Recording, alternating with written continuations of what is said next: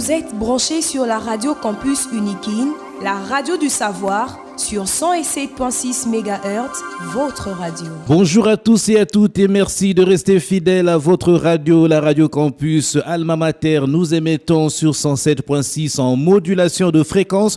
Voici les principaux titres de ce bulletin d'information. Arrêt de travail de la commission paritaire gouvernement banque syndicale de l'ESU et de la recherche scientifique. Les raisons de cet arrêt de travail dans ce bulletin d'information. Journée mondiale de la coopération policière internationale. La célébration a lieu le 7 septembre de chaque année. À cette occasion, la police nationale congolaise organise des journées portes ouvertes du 9 au 13 septembre 2024. Les étudiants de l'université de Kinshasa sont invités à y prendre part.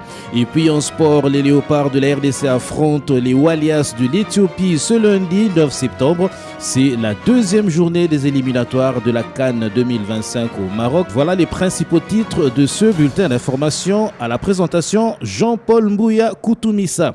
Suspension des travaux de la commission paritaire gouvernement banque syndicale de l'enseignement supérieur et universitaire et de la recherche scientifique. La cause, c'est l'absence de la partie gouvernementale à ses assises. Le chef des travaux Désiré Sobela est membre de la commission paritaire pour le compte du banc syndical. Il relève des problèmes d'organisation. C'est par l'arrêté du ministre qui nous a réquisitionné pour que nous puissions venir à Bibois réfléchir sur l'objectif, comment contribuer à l'amélioration des conditions de vie des travailleurs, du personnel de l'enseignement supérieur et universitaire. Ce qui a été fait, nous sommes réquisitionnés. Aujourd'hui, nous sommes à Bibois depuis le lundi. Depuis le lundi que nous sommes à Bibois, nous avons été laissés à nous-mêmes. On arrive à Bibois jusqu'à 1h du matin pour qu'on loge les uns et le lendemain, on va nous loger. Au moment où je vous parle, il y a des délégués qui dorment dehors, qui n'ont pas encore eu de logement. Alors nous avons dit que nous ne pouvons pas continuer à travailler au moment où nos collègues qui viennent de l'intérieur, qui n'ont même pas de famille à Kinshasa, dorment dehors. Ce n'est pas une bonne chose. Deuxièmement, nous sommes là, c'est banque syndicale, enseignement supérieur universitaire et le gouvernement. Mais l'interlocuteur qui n'est autre que le gouvernement n'est pas là. Est-ce que ce que nous sommes tentés de faire, le gouvernement prendra au sérieux? C'est ça les deux questions qui nous a poussé de ne pas continuer à travailler jusqu'à ce que le banc gouvernemental puisse être en face de nous pour que nous puissions négocier. Parce qu'on ne peut pas négocier comme seul, et ça, l'interlocuteur valable qui n'est autre que le gouvernement. Vous venez de suivre le chef des travaux Désiré Sobela, membre de la commission parlementaire pour le banc syndical. Problème d'eau au quartier Tchad dans la commune de Mogafula, près de l'université de Kinshasa. Les habitants de cette partie de la ville n'ont jamais bu l'eau de la régie des eaux. Ils se contentent des eaux de forage.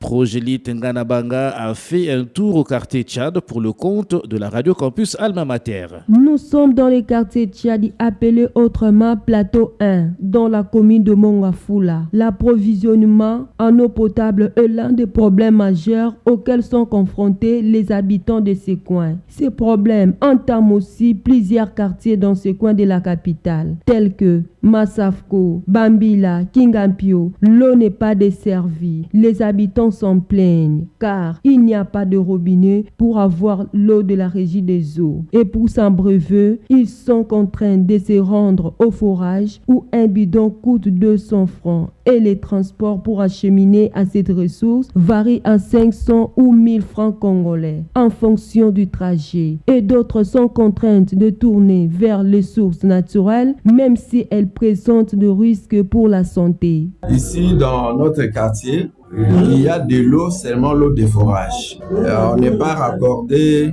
avec l'eau de la régie des eaux parce qu'il n'y en a pas. Il y a évidemment un projet parce qu'il y a une usine à côté à Lembaïmou. On va nous alimenter avec de l'eau. Mais pour le moment, on vit seulement avec le forage. Parce que l'Union européenne, Azirep, il y a aussi certains forages privés qui nous aident à avoir de l'eau. Mais en réalité, parce que avec les forages, à un moment, ça va cesser de fournir de l'eau. Parce qu'il y aura des grandes pannes et vous verrez qu'il y aura plus de l'eau à cause des pannes et tout ça. Mais nous voulons que l'usine qui est là, au niveau de l'immeuble, c'est à côté de nous, que la régie des eaux nous raccorde avec l'eau potable et saine. Là, ça va nous aider.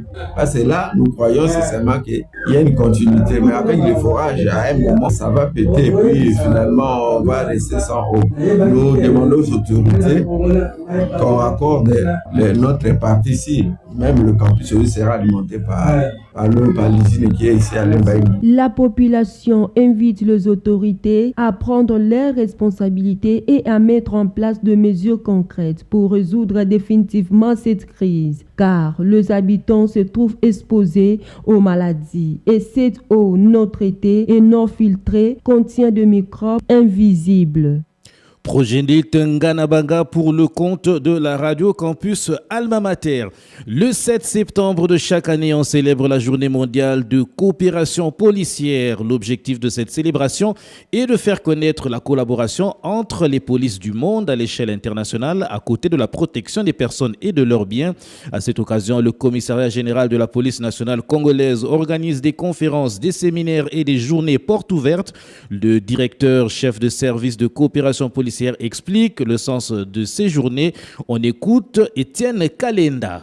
La célébration de la Journée internationale de coopération policière internationale n'est pas une invention de la police nationale congolaise, mais c'est une résolution de l'Assemblée générale des Nations unies par la résolution 77/44 des Nations unies qui exhorte tous les États membres à célébrer chaque 7 septembre cette journée afin de faire connaître le grand travail que le service de police sont en train de mener sur le plan international. Pour le cas de la République démocratique du Congo, vous savez que la Constitution de la République, en son article 182, donne mandat à la police nationale congolaise la protection des personnes et de leurs biens. En dehors de ce travail que la police est en train de mener sur le plan national, il y a un grand travail que nous menons sur le plan international, sur le plan régional, en collaboration avec d'autres polices. Mais ce travail-là, malheureusement, n'est pas connu du grand public. À travers cette journée de coopération policière internationale, le commissaire général de la police nationale congolaise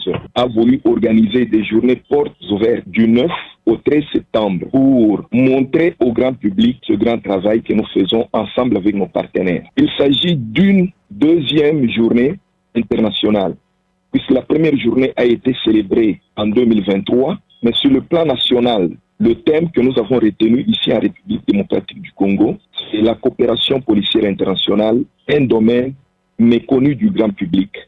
Et qui sont attendus pour participer à cette célébration?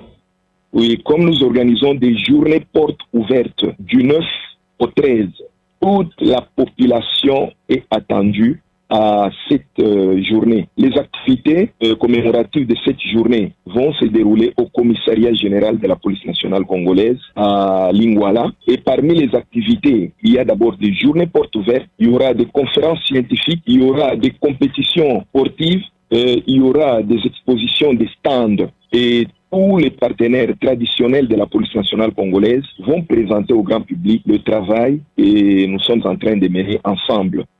Vous venez de suivre le directeur chef de service de coopération policière, Étienne Kalenda.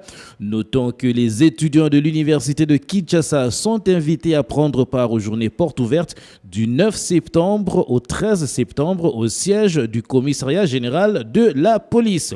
En sport, les Léopards de la RDC affrontent ce lundi les Walias de l'Éthiopie dans un match comptant pour les éliminatoires de la CAN Maroc 2025.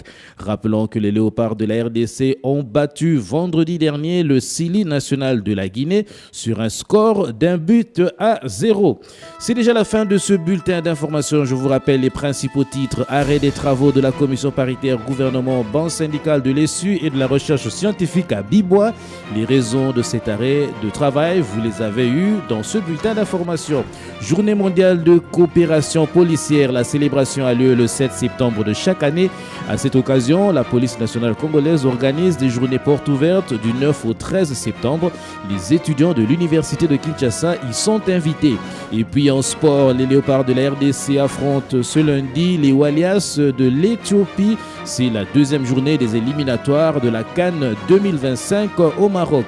À la rédaction, nous avions Glodave Boloy, Progélite Nganabanga, Emmanuel Boutela à la technique, aux côtés de Sylvain Chizungu avec la supervision de Luxen Kinounou. Restez branchés sur la radio Campus Alma Mater, la radio de la connaissance. Vous êtes branchés sur la radio Campus Unikin, la radio du savoir, sur 107.6 MHz, votre radio.